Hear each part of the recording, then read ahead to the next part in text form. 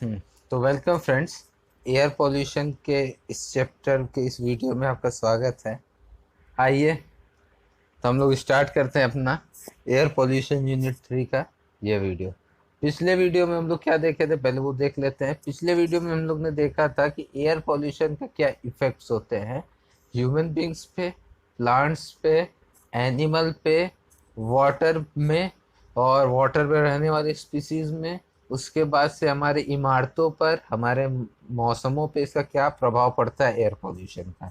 ठीक, उसके साथ साथ हम लोग ने देखा था कि हमारे फ्रेश एयर में नाइट्रोजन कितना परसेंटेज होता है, oxygen, carbon dioxide, organ, helium और कार्बन मोनोऑक्साइड कितने कितने परसेंटेज में होते हैं। ये सब हम लोग ने देखा था। ठीक है, आज जो हम लोग देखेंगे वो देखेंगे कि किस तरीके से वायु प्रदूषण को हम नियंत्रित कर सकते हैं। क्या ऐसा हम करें कि जिसके वजह से वायु प्रदूषण पे हम नियंत्रण कर सकते हैं। तो उसके लिए सबसे पहला चीज़ ये था कि हम ओजोन परत को क्षतिग्रस्त करने वाली सीएफसी गैस के उत्पादन एवं उपयोग पर कटौती की जानी चाहिए। सबसे पहला काम हम ये करते हैं कि हम ओजोन लेयर में जिस गैस के वजह से होल हो रहा है, छिद्र हो रहा है, जिसमें की वजह से उसका डिप्लीशन हो रहा है, क्षरण हो रहा है, सीएफसी क्लोरोफ्लोरोकार्बन जो गैस है उसकी उत्पत्ति पर हम क्या करें, कटौती करें। जैसे एसी का उपयोग कम करें। ठीक, जो हमारे उद्योगों से गैस निकल रहा है, ठीक, जिसमें सीएफसी है, उस उद्योग पे हम नियंत्रण लाएं ताकि हमारा क्लोरोफ्लोरोकार्बन कम रिलीज हो। और सॉरी, सीएफसी क्लोरोफ्लोरोकार्बन का जब रिलीज कम होगा तो हमारा ओजोन में डिप्लीशन कम होगा, और ओजोन में डिप्लीशन कम होगा तो हमारा यूवी रेज जो डायरेक्ट अर्थ पे आ रही हैं वो अर्थ पे आने से क्या होंगी, रुकेंगी। ठीक, तो पहला तो ये चीज करके कर सकते हैं। और दूसरा, कुछ उपकरण या फिल्टर का उपयोग करके हम क्या कहते हैं, एयर पोल्यूशन को कंट्रोल कर सकते हैं। ठीक, तो विभिन्न उद्योगों से निकलने वाले 50 माइक्रोमीटर के बड़े साइज वाले जो पदार्थ है उनको फिल्टर का प्रयोग करके हम निकलने से रोक सकते हैं ताकि हमारा एयर कम पॉल्यूट हो। कौन से साइज का, 50 माइक्रोमीटर साइज के पार्टिकल्स। किस पार्टिकल साइज, 50 माइक्रोमीटर के जो पार्टिकल्स जो हमारे इंडस्ट्री से, कहाँ से, इंडस्ट्री से निकल रहे हैं, उनको हम क्या करें, यहाँ से कंट्रोल करें। क्लियर है बात। चलिए आइए आगे बढ़ते हैं। ठीक, तो इसको ध्यान में देते हुए सबसे पहला हमारा जो आया वो उपकरण है हमारा गुरुत्वीय अवसादन कक्ष। जो सबसे पहला हमारा आया वो है हमारा गुरुत्वीय अवसादन कक्ष। तो आइए इसके बारे में देखते हैं। तो इसके द्वारा 50 माइक्रोमीटर से बड़े आकार के कण प्रदूषित वायु से पृथक किए जाते हैं। ठीक, ये जो हमारा गुरुत्वीय अवसादन कक्ष है इससे किस साइज के पार्टिकल को हम सेपरेट कर सकते हैं, अलग कर सकते हैं। तो 50 माइक्रोमीटर से या उससे बड़े पार्टिकल्स को हम इस गुरुत्वीय अवसादन कक्ष के द्वारा पृथक, पृथक का मतलब सेग्रेशन या अलग कर सकते हैं। ठीक, अलग कर सकते हैं। ठीक है, क्लियर है बात। अब इससे, सॉरी, इसमें प्रदूषित वायु से निकलने पर अधिक व्यास का पाइप लगा दिया जाता है जिससे इसका वेग घट जाता है और कणों की तल में बैठने के लिए अधिक समय मिल जाता है। इस पाइप में वायु का वेग 0.5 से 2.5 मीटर पर सेकंड तक रखा जाता है। इसके तली में हॉपर लगा दिया जाता है, धूल को समय समय पर निकालते रहते हैं। ये तो थ्योरी की बात होगी, अब समझाते हैं इसको। चलिए, ये हमारा क्या है, कोई इंडस्ट्री है जहां से हमारा गैस क्या रहा है, निकल रहा है, जिसको हम कह दिए इनलेट। ठीक, ये हमारा क्या इनलेट है, यहां से हमारा एयर पास हुआ। अब हम इस इनलेट पे क्या किए, बड़े व्यास की हमने क्या की, पाइप लगा दी। ठीक, हमने क्या किया, बड़े व्यास का पाइप लगा दिया, अब एयर यहाँ पे एंटर किया। जैसे ही एयर इस बड़े डायमीटर वाले पाइप में एंटर किया, इसकी वेलोसिटी क्या हो जाएगी, डिक्रीज कर जाएगी।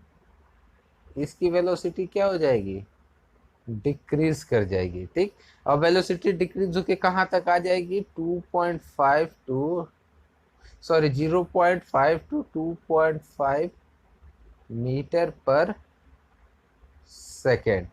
वेलोसिटी कहाँ तक आ गई, 0.5 मीटर पर सेकेंड से 2.5 मीटर पर सेकेंड के बीच में वेलोसिटी आ गई। जब इस बीच में वेलोसिटी आएगी तो जो इसके बीच में जो छोटे छोटे पार्टिकल्स हैं, और वेलोसिटी कम होने की वजह से ये क्या कर जाएंगे, पार्टिकल नीचे की तरफ अपनी ग्रेविटी की वजह से सेटल कर जाएंगे। गुरुत्वीय बल के कारण ये नीचे की तरफ क्या कर जाएंगे, हमारे नीचे की तरफ क्या कर जाएंगे, हमारे ये सेटल कर जाएंगे। नीचे की तरफ ये क्या कर गए, सेटल कर गए। क्लियर है। जब नीचे की तरफ सेटल कर जाएंगे तो यहाँ पे हमें क्या लगा देंगे, हॉपर। यहाँ पे हमने क्या लगा दिया, एक हॉपर।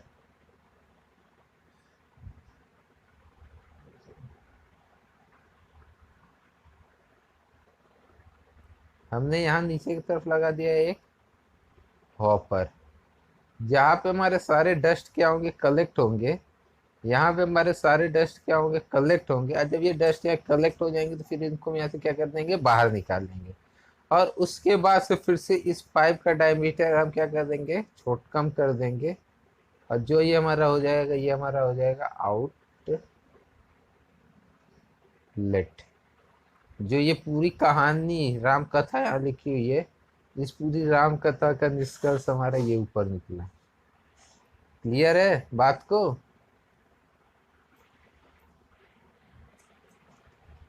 चलिए एक बार मैं इस चीज को फिर से समझाने की कोशिश करता हूँ, फिर से आपको डिफाइन करता हूँ। रुक जाइए, पहले अच्छे से ब्लैक बोर्ड ये शीट को पहले मैं साफ कर लूँ। हाँ, तो ये हमारा जो उपकरण है, इस उपकरण का नाम है गुरुत्वीय अवसादन कक्ष। सबसे पहली बात कि ये गुरुत्वीय अवसादन कक्ष किस पार्टिकल साइज के लिए है, पॉइंट वाइज में बता रहा हूँ, सारे पॉइंट को आप लोग अच्छे से नोट करिएगा। ये हमारे जो पार्टिकल साइज होगा वो 50 माइक्रोमीटर के पार्टिकल साइज के लिए ये होगा, पार्टिकल साइज। ठीक, दूसरा पॉइंट, इसमें जब वेलोसिटी जब छोटे पाइप से बड़े पाइप में करेंगे तो वेलोसिटी क्या हो जाएगी, डिक्रीज हो जाएगी, घट जाएगी। और वेलोसिटी कितनी हो जाएगी, 0.5 टू 2.5 मीटर पर सेकेंड। ठीक, तीसरी पॉइंट, इसमें हम बड़े डाया में क्या लगाते हैं, हॉपर लगाते हैं, जो किस काम में आता है, to collect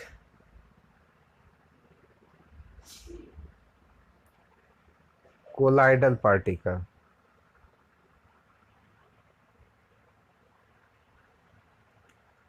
to collect colloidal particles. ये तो हो गया जो निष्कर्ष निकल रहा है, वो चीज़ जो मेन पॉइंट्स है। अब एक बार मैं इस पूरे प्रोसेस को आपको समझाता हूँ। अब ये सारे पॉइंट मैं लिखूंगा नहीं, क्योंकि आपको एक बार फिगर के साथ समझा चुका और लिख के बता दिया। अब मैं डायरेक्ट इसको फिगर को प्लॉट करते हुए बताते चलता हूँ। चलिए आते हैं। ये हमारी क्या है, स्मॉल डाया की पाइप है। इस पोर्शन को हम क्या कहेंगे, इनलेट कहेंगे, जिसके द्वारा हमारा क्या होगा, पॉल्यूटेड एयर हमारा इस पाइप में आएगी, इसकी डाया क्या होगी, कम होगी। अब यहाँ जाने पे फिर हम क्या करेंगे, इस पाइप की डाया को हमने क्या किया, इंक्रीज कर दिया। ठीक, पाइप की डाया को हमने क्या किया, बढ़ा दिया। जब पाइप की डाया को हम इंक्रीज करेंगे तो इस बीच में क्या होगा, वेलोसिटी क्या हो जाएगी, डिक्रीज कर जाएगी।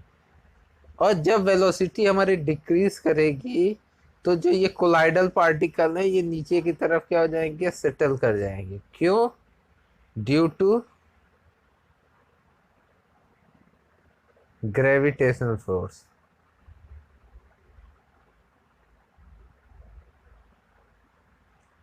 गुरुत्वीय बल के कारण जब वेलोसिटी कम होगी तो ग्रेविटेशन फोर्स की वजह से ये क्या हो जाएंगे, नीचे सेटल हो जाएंगे।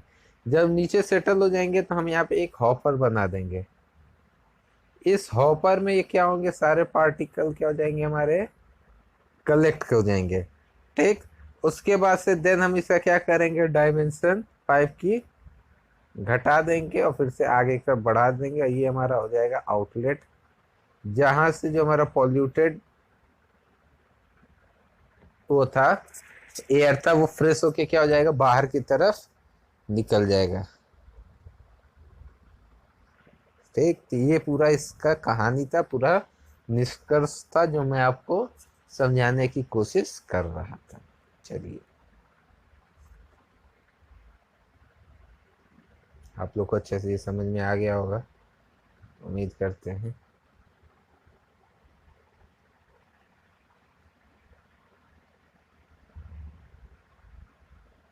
अब हमारा है अपकेंद्री संग्राहक।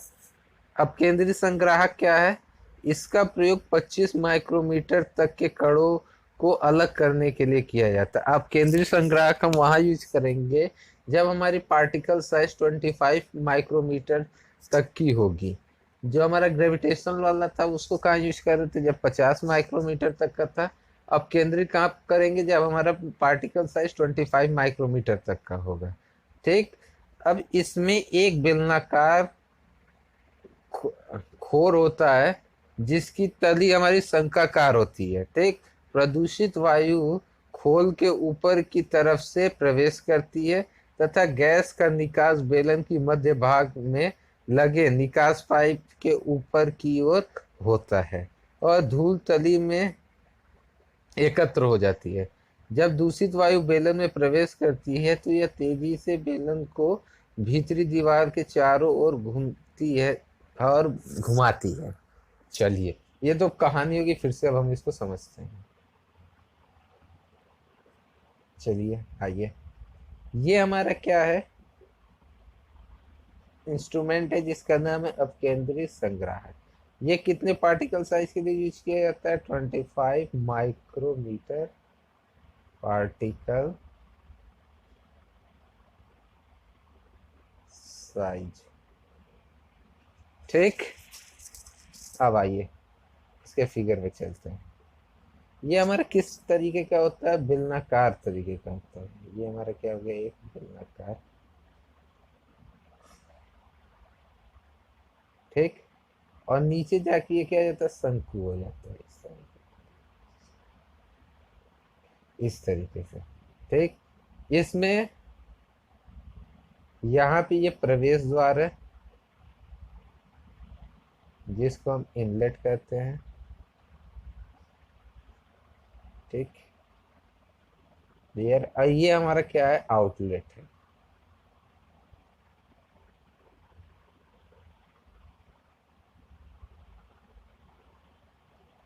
ये हमारा क्या है, आउटलेट है। अब इस इनलेट वाले रास्ते से दूषित हवा अंदर आई।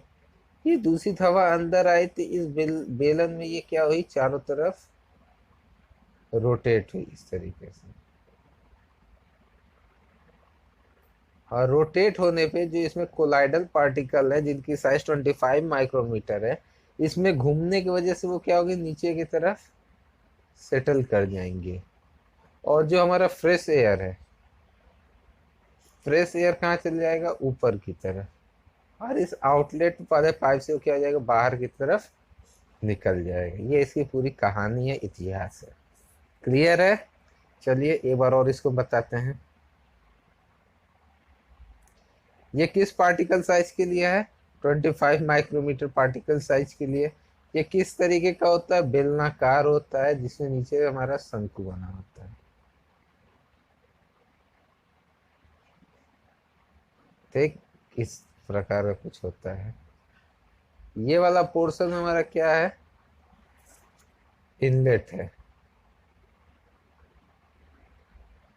और ये वाला पोर्शन हमारा क्या है, आउटलेट है। चलिए, ये इनलेट वाले पोर्शन से फ्रेश एयर, पॉल्यूटेड एयर अंदर आई और अंदर आके ये क्या हुई, इसमें रोटेट की सिलेंडर में हमारे चारों तरफ रोटेट करने के बाद से जो पॉल्यूटेड एयर में हमारे जो पार्टिकल है वो नीचे सेटल कर जाएंगे और फ्रेश एयर इस रास्ते हमारी क्या हो जाएगी, बाहर निकल जाएगी। इसलिए इसको क्या कहते हैं, अपकेंद्री संग्राहक कहते हैं। चलिए, ये तो अपकेंद्री संग्राहक के बारे में हो गया। अब बढ़ते हैं आगे। तीसरा हमारा जो होता है वो हमारा होता है फिल्ट्रेशन टेक्निक।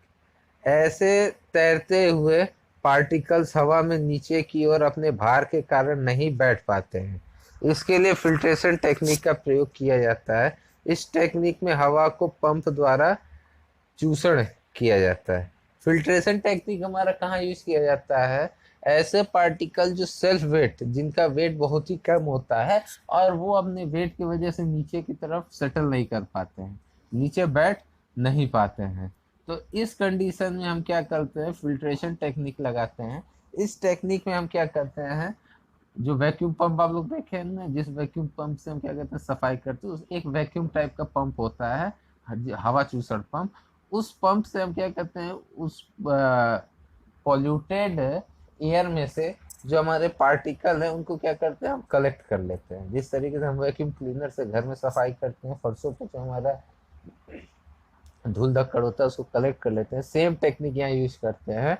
लेकिन बस इसमें हम क्या करते हैं, पंप से फ्रेश पॉल्यूटेड एयर में से कोलाइडल पार्टिकल को सक कर लेते हैं और उसके बाद उस एयर को क्या करते हैं, आगे की तरफ ट्रांसफर कर देते हैं। ठीक। और लास्ट हमारा है फैब्रिक टेक्निक। ठीक। लास्ट हमारा कौन सा टेक्निक है, फैब्रिक टेक्निक है। इसमें क्या करते हैं, धू धूल कलेक्टर, जिसको संग्राहक में इस विधि का अधिक प्रयोग किया जाता है। जब भी धूल के पथ में फैब्रिक फिल्टर आ जाता है तो डस्ट के 0.01 mm से 0.05 mm तक के साइज के कण धूल स्टीम की कम वेलोसिटी पर अवसादन क्रिया द्वारा नीचे बैठ जाती है। 0.01 से कम आकार के कण फैब्रिक फिल्टर पे चिपक जाते हैं। अब फैब्रिक फिल्टर क्या है, फैब्रिक फिल्टर हम सबसे ज़्यादा उपयोग में लाते हैं। फैब्रिक फिल्टर कहाँ यूज करते हैं, जब हमारी particle size 0.01 mm to 0.05 mm हमारा जब पार्टिकल साइज होगा, तब हम फैब्रिक फिल्टर का उपयोग करते हैं। क्लियर है, फैब्रिक फिल्टर कब उपयोग करेंगे, जब इसकी साइज 0.01 mm टू 0.05 mm होगी, तब हम फैब्रिक फिल्टर का उपयोग करते हैं। किस तरीके से ये काम करता है ये भी देखते हैं। तो हमारा फैब्रिक फिल्टर कुछ इस तरीके का आता है।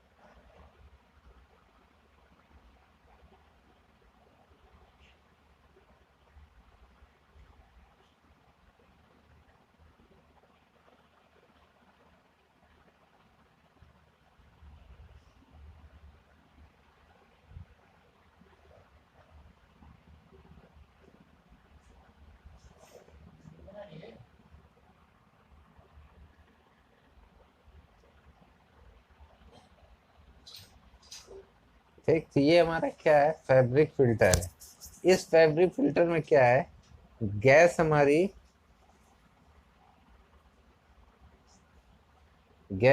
जो पॉल्यूटेड गैस है वो यहाँ से अंदर गई। अंदर जाने के बाद से वो इस चक्की में से रोटेट करती है और रोटेट करके जो हमारे कोलाइडल पार्टिकल है वो नीचे की तरफ सेटल कर जाती है और फ्रेश एयर फिर हमारे इस आउटलेट चैम्बर के थ्रू बाहर निकल जाता है। तो इसको हम कहते हैं फैब्रिक फिल्टर। ठीक। चलिए एक बार और इसको फिकर बना के बढ़िया समझाने की कोशिश करते हैं।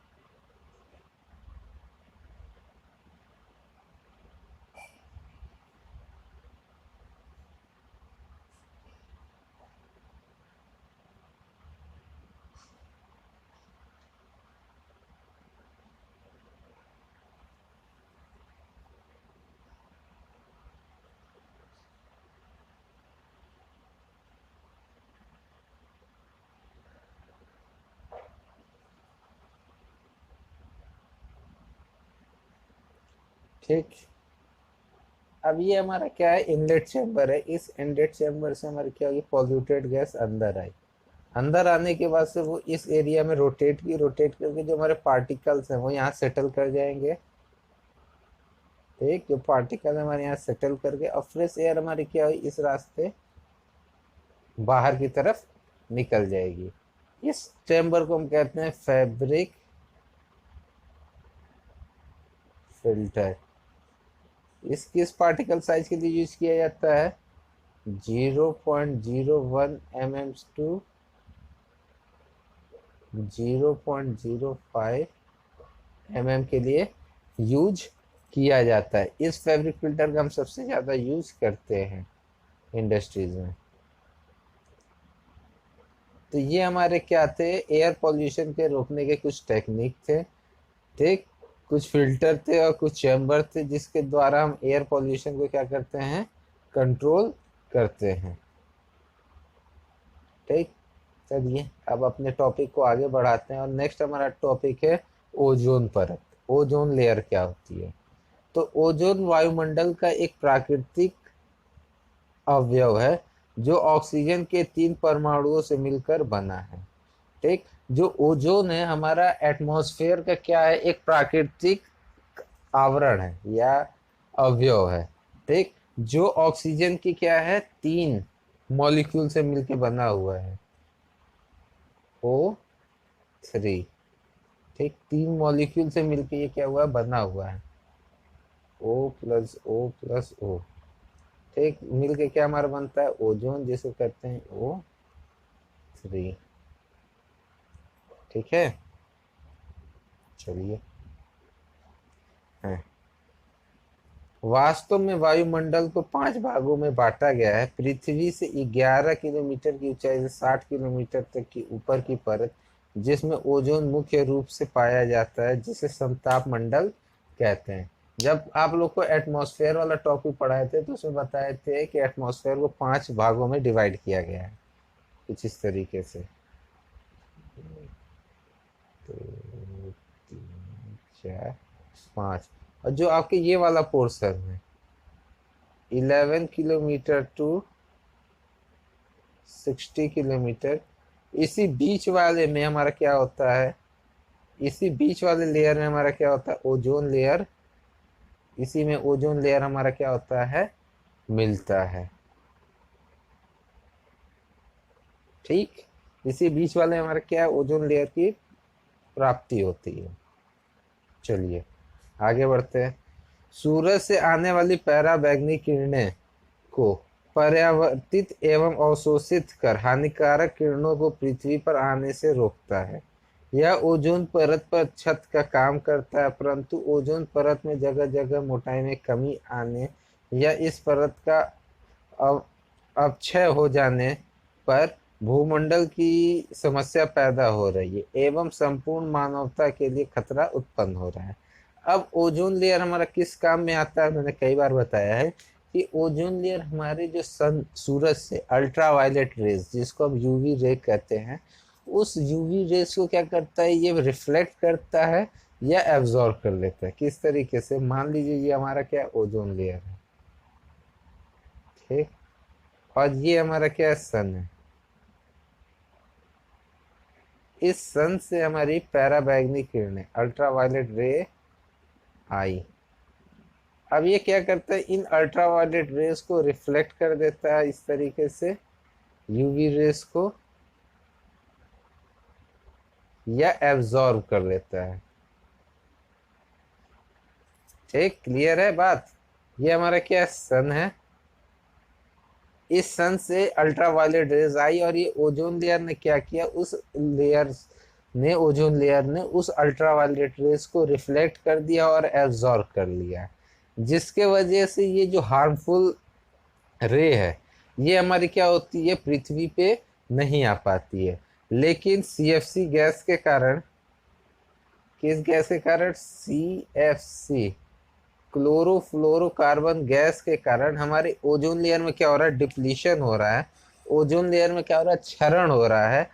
और ये गैस हमारी क्या हो रही है, पृथ्वी की सतह पे आ रही है, जिसके वजह से बहुत सारी समस्याएं आ रही हैं मानव जाति को, जिसमें सबसे बड़ी समस्या है स्किन डिजीज। स्किन डिजीज में क्या है, हमको स्किन कैंसर की प्रॉब्लम बहुत तेजी से इंक्रीज कर रही है इस गैस के वजह से। सॉरी, इस गैस की वजह से बात कर रहे हैं, इस रे के वजह से, यूवी रे, अल्ट्रावायलेट रे के वजह से स्किन डिजीज की प्रॉब्लम बहुत तेजी से इंक्रीज कर रही है। और उस स्किन डिजीज में भी स्किन कैंसर जैसी प्रॉब्लम बहुत तेजी से इंक्रीज कर रही है। क्लियर है बात? चलिए आगे बढ़ते हैं। ओजोन परत का क्षरण। मनुष्य द्वारा औद्योगिकरण किए जाने से 80% रसायनों की मात्रा बढ़ने की वजह से वायुमंडल की दुष्प्रभाव पहुंचा है। देखिए हो क्या रहा है, ओजोन परत का क्षरण क्यों हो रहा है कि हमारे इंडस्ट्रीज से, हमारे द्वारा एयर कंडीशन माने एसी चलाने से और रासायनिक प्रतिक्रियाओं के कारण जो हमारे गैसेस हैं, कौन सी गैस, वो भी गैस यहाँ पे आगे लिखा है कि इसके वजह से हमारी सीएफसी गैस बाहर निकल रही है। और ये सीएफसी गैस जाके हमारी ओजोन लेयर में क्या कर रही है, डिप्लीशन कर रही है। उस ओजोन लेयर में क्या कर रही है, क्षरण कर रही है। ओजोन लेयर में क्या हो रहा है, जिसकी वजह से क्षरण हो रहा है। क्षरण मतलब समझ रहे हैं ना, उसकी मोटाई में क्या हो रही है, कमी आ रही है। ठीक, किस वजह से, कहाँ कहाँ की वजह से, इंडस्ट्री की वजह से। ठीक, इसकी वजह से घरों में एसी यूज करने की वजह से, और केमिकल रिएक्शन।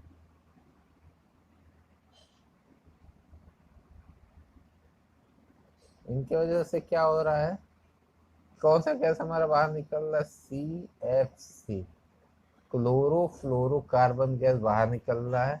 और इस CFC गैस के वजह से हमारा क्या कर रहा है, ओजोन में डिप्लीशन हो रहा है, क्षरण हो रहा है।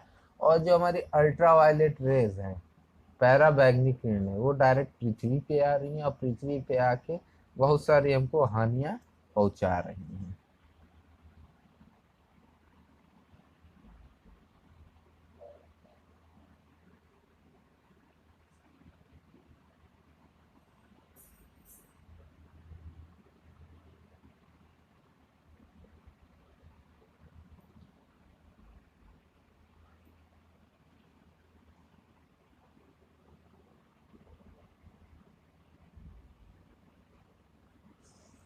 हाँ, अब आगे बढ़ते हैं।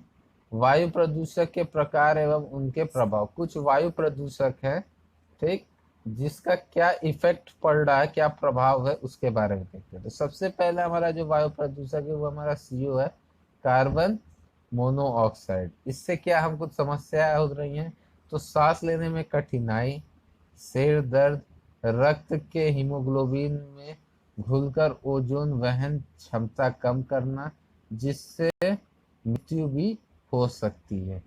कार्बन मोनोऑक्साइड की वजह से क्या होता है, सांस लेने में हमको कठिनाइयां उत्पन्न हो रही हैं। ठीक, सिर दर्द कर रहा है। और हमारे रक्त के हीमोग्लोबिन में जो ऑक्सीजन है, वो उस ऑक्सीजन से रिएक्शन करके हमारे शरीर में ऑक्सीजन की क्या कर दे रहा है, कमी कर दे रहा है। ठीक, जिसके वजह से ऑक्सीजन की कमी होने से मनुष्यों की क्या हो रही है, मृत्यु तेजी से हो रही है। जैसे मैंने आपको बताया भी था स्टार्टिंग में ही कि शोध से पता चला है कि सिर्फ अमेरिका जैसे देश में हर साल प्रति वर्ष 50,000 लोगों की मौत हो रही है इस वायु प्रदूषण की वजह से।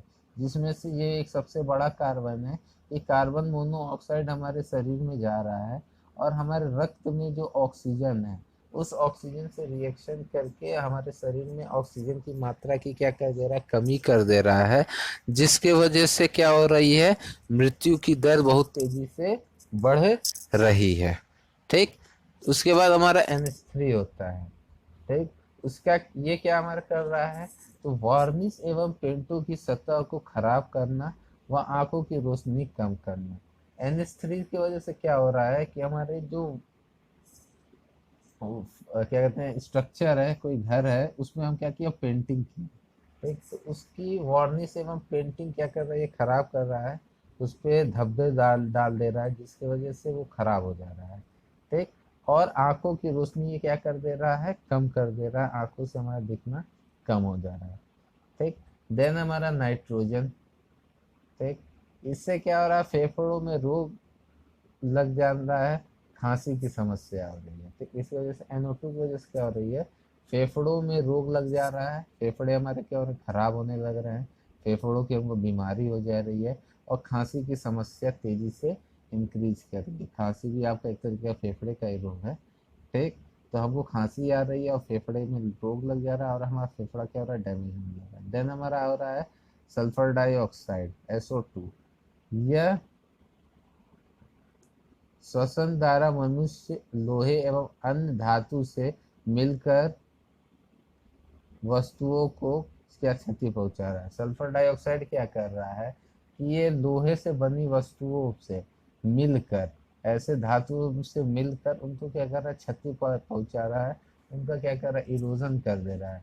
सल्फर डाइऑक्साइड की वजह से मैंने आपको एक और प्रॉब्लम बताई कि एसिड रेन, अम्लीय वर्षा की समस्या बहुत तेजी से क्या कर रहा है, इंक्रीज कर रहा है, बहुत तेजी से अम्लीय वर्षा जैसी प्रॉब्लम हमारी क्या कर रही है, एटमॉस्फेयर में इंक्रीज कर दे रहा है। तो ये क्या थे, कुछ वायु प्रदूषक थे, और उन वायु प्रदूषक से क्या हानि हो रही है वो है।